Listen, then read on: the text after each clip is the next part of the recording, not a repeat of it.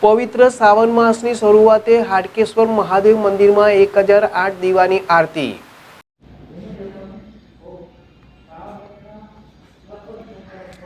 નીતિનભાઈ પટેલ તથા તેમના ધર્મપત્ની મ્યુનિસિપલ કાઉન્સિલર જ્યોતિબેન પટેલ દ્વારા દર વર્ષની જેમ આ વર્ષે પણ પવિત્ર શ્રાવણ માસમાં પ્રજ્ઞાચક્ષુઓ માટે દ્વારકા અને સોમનાથની યાત્રાનું આયોજન કરવામાં આવ્યું।